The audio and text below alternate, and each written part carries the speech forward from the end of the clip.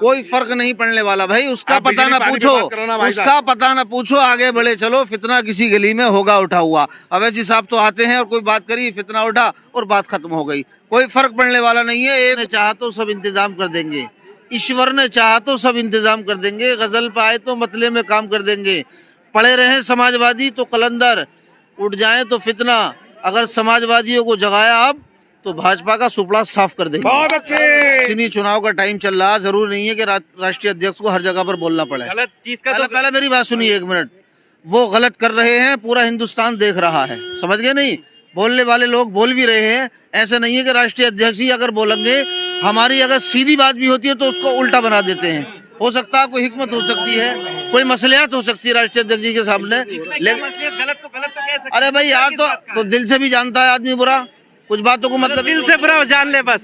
ये क्या कम है क्या के मुंह पर ये तमाचा मारने वाली है जनता के? तुमने नफरत की आंधी में झोंकने के बाद बच्चों के माइंडों को खराब कर दिया। अब वो बच्चे इंजीनियर बनना चाहते हैं, वो बच्चे ये कहना चाहते हैं कि जिस तरह भाजपा के और आरएसएस के नेताओं, तुम्हारे बच्चे विदेशों में पढ़ने के बाद और बड़े बड़े धुनपति हो गए, तो हम भी इसी तरह से मालामाल होना चाहते हैं और पढ़ना चाहते हैं।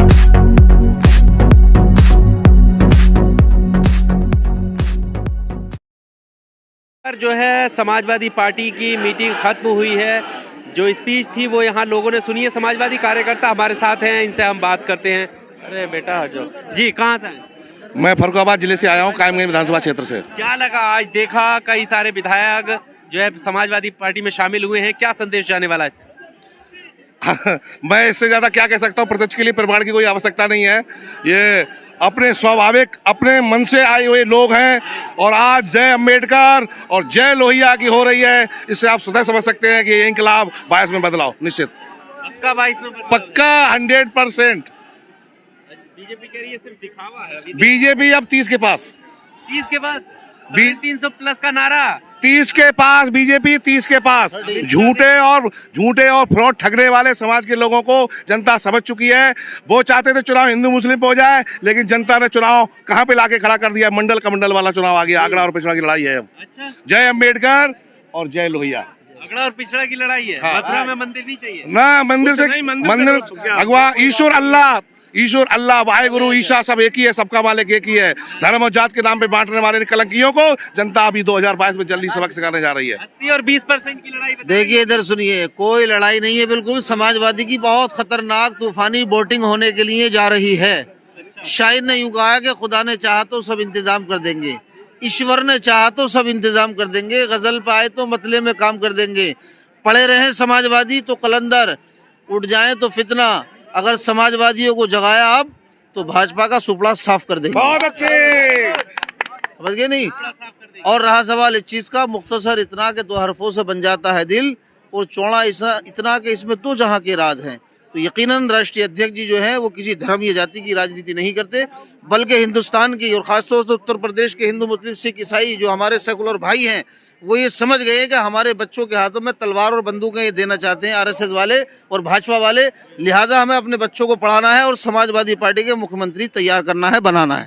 तो फिर असदुद्दीन ओवैसी को साथ में क्यों नहीं लेते? वोट कितना है? असदुद्दीन ओवैसी को साथ में क्यों नहीं लेते? वो भी तो साथ में आना चाहते हैं। देखिए ऐसा, मेरी बात सुनिए, वो कहीं कुछ नहीं है। वो हैदराबाद तक उनका मामला है, जहाँ जिसका जो जनाधार है वो हैदराबाद तक मौजूद है। वो ये तय कर लेंगे भाजपा के साथ जाना है या समाजवादी पार्टी के साथ आना है। पहले असदुद्दीन ओवैसी के साथ ये तय कर लेंगे उन्हें समाजवादी पार्टी के साथ जाना। हमें समाजवादी के साथ जाना है, तो स्वागत है। नाम लिया है माननीय हमारा अध्यक्ष जी। 2 पार्टियां कांग्रेस और बीजेपी को छोड़। अरे भाई, तो वो हैदराबाद में बैठ जाए, बात खत्म हो गई। बोले हम समर्थन करते हैं। में कहाँ बैठ जाए? आपके साथ आकर कंधे से कंधा मिलाकर अरे भाई, यूपी के विकास में भी लगे। उनके आने से यहाँ क्या हो रहा है? उनके आने से कुछ नहीं हो रहा है। यहाँ तो हम हैं तो उत्तर प्रदेश के, वो हैदराबाद में सांसद है। वो दिखा रहे हैं ना, वो वीडियो दिखा रहे हैं कि दिखाने से कुछ नहीं ज़मीरुल्लाह होता। को मंच से धकेला गया। वो दांत वीडियो दिखाने के और होते हैं और खाने के और होते हैं, आप जानते हैं। धक्के दिए जा रहे हैं सपा के मंच। ये सब ऐसे चलते रहता है भीड़भाड़ में, आपस में। ये मेरे भाई हैं, कुछ भी हो जा आपस में। इतनी मोहब्बत कहीं भाईचारा है, समझ गए नहीं? भाईचारे का पैगाम है।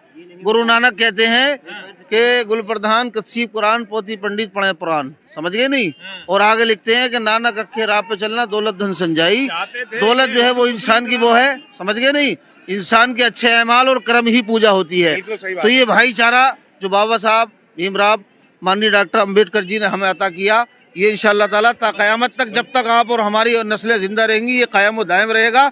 और आरएसएस और भाजपा के मुंह पर ये तमाचा मारने वाली है जनता के, तुमने नफरत की आंधी में झोंकने के बाद बच्चों के माइंडों को खराब कर दिया। अब वो बच्चे इंजीनियर बनना चाहते हैं, वो बच्चे ये कहना चाहते हैं कि जिस तरह भाजपा के और आरएसएस के नेताओं, तुम्हारे बच्चे विदेशों में पढ़ने के बाद और बड़े बड़े धुनपति हो गए, तो हम भी इसी तरह से मालामाल होना चाहते हैं और पढ़ना चाहते हैं। हम तलवार उठाना नहीं चाहते, किसी का अपमान नहीं करना चाहते, हिंदू मुस्लिम की कोई बात करना नहीं चाहते। सब भाई हैं, हिंदू मुस्लिम सिख ईसाई आपस में है भाई भाई, सारे जहां से अच्छा पर जो भाईचारा मिटाना चाह रहे हैं उनके खिलाफ अखिलेश यादव बोलते हुए नजर क्यों नहीं आते? धर्म संसद तो इस पर नहीं बोले, वो वहाँ पर काट मार की बात। शानदार नेता है, इससे ज्यादा अखिलेश जी से ज्यादा कौन संघर्ष किया? 2 साल से लगातार समाजवादी पार्टी रोडों पे है, संघर्ष कर रही है। सर्वधर्म समभाव की बात करने वाले हमारे राष्ट्रीय नेता उसके खिलाफ क्यों नहीं बोले? अभी धर्म संसद हुआ, उसमें काटने की बात की जा रही है, ये लोग नहीं बोले, अखिलेश यादव कुछ नहीं बोले, इस बार शांत थे। अभी आप राष्ट्रीय अध्यक्ष से पूछिए, उनका भी जवाब आएगा, वो खुद बताएंगे। आप लोग उनसे बात तो करिए। आपको पता तो होगा,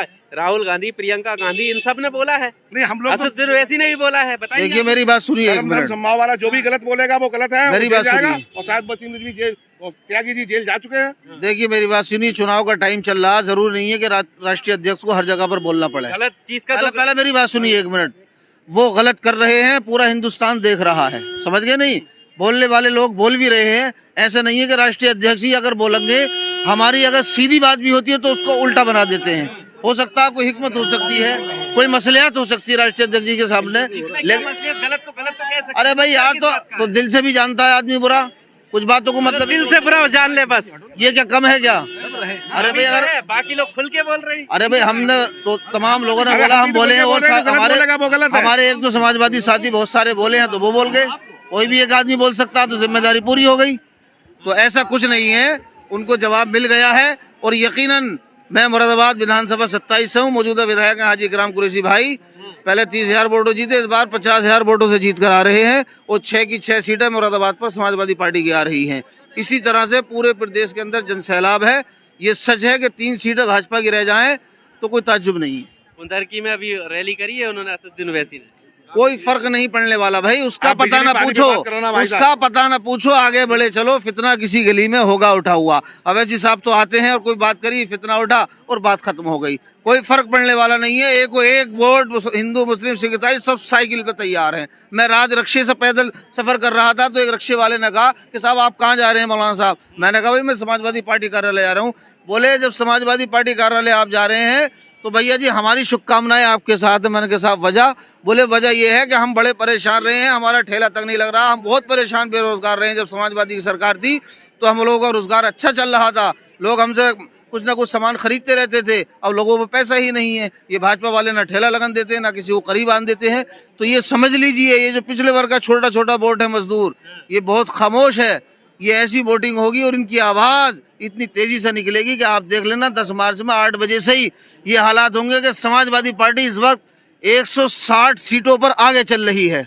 और आप ही लोग ये कहते हुए नजर आएंगे कहीं ना कहीं इस बार कोई भी क्रेडिट कार्ड भाजपा वालों का कामयाब नहीं हो पाया, ये तो उल्टा हो गया। भाभी विधायक जी हैं, तो इंशाअल्लाह ताला समाजवादी पार्टी सरकार बनाने के लिए जा रही है और सबका भला होने जा रहा है। जो लोग अभी आज शामिल हुए हैं उनके लिए भी कहा जाता है कि तो दलबुदलू नेता है, कल फिर बदल जाएंगे, क्या करें? हम बताएं वो कौन से नेता हैं? वो तूफान लाने वाले, तूफान को सुनामी बदलने वाले नेता है। ये भाजपा अच्छी तरीके जानती है। रीढ़ की हड्डी टूट गई, समझना बहुत मुश्किल होगा बाबू। देखिए, समाजवादी पार्टी का जो कार्यकर्ता है बहुत हौसला बुलंद कार्यकर्ता है। मैं इस पे 2 पंक्तियां आपको देना चाहूंगा कि लहरों को साहिल की दरकार नहीं होती, लहरों को साहिल की दरकार नहीं होती, हौसला बुलंद हो तो कोई दीवार नहीं होती। जलते हुए चिराग ने आंधियों से ये कहा, रोशनी देने वालों की कभी हार नहीं होती। माननीय अखिलेश यादव जी ने, माननीय नेता मुलायम सिंह यादव जी ने, आज जो लोग हमारे साथ शामिल हुए उन्होंने पूरे देश को, पूरे प्रदेश को रोशनी देने का काम किया है। मैं बड़े बुलंदियों के साथ, बुलंद आवाज के साथ, बुलंद विधानसभा में आवाज करने के लिए अखिलेश यादव को भेजना चाहता हूं। और तयशुदा 10 मार्च बुलंदियों के साथ विधानसभा में। ये मेरा मैं 2 बार कैंडिडेट रहा हूं, 192 सुरक्षित कायमगंज फर्रुखाबाद से, तीसरी बार अगर अखिलेश भैया ने टिकट दिया, पार्टी का मेरे साथ सहयोग रहा, आशीर्वाद रहा, 50,000 वोटों से जीत के आऊंगा। और वादा करता हूं कि 1000% सरकार बनेगी, ऊपर वाले की मंशा है। परिवर्तन प्रकृति की व्यवस्था है। ये हिंदू मुस्लिम चुनाव कराना चाहते थे, नहीं हुआ। हिंदू मुस्लिम अगड़े और पिछड़े का हो गया, दलित और मुस्लिम और तमाम बैकवर्ड के लोग इकट्ठा हो गए। इनकी हवा निकल जाएगी, इनकी हवा निकल जाएगी।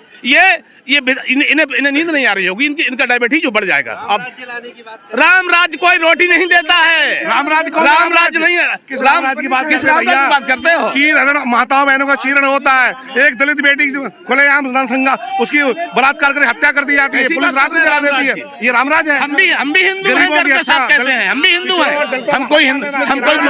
हम भी हिंदुस्तान के हैं, हिंदू हैं, गर्व से कहते हैं। लेकिन धर्मराज की राजनीति में पसंद नहीं करता हूँ। मेरा दावा है, मेरा विश्वास। मथुरा की बारी है इस बार। मथुरा कन्हैया जी हमारे हैं, उनके नहीं है। मैं यादव हूँ, मैं नगर पालिका से चेयरमैन हूँ वर्तमान। कन्हैया जी और मैं यादव हूँ। मंदिर बन रहा है, मंदिर है ऑलरेडी है कन्हैया जी का पहले ही से। ये वोट की राजनीति है, ये वोट की। मैं आगरा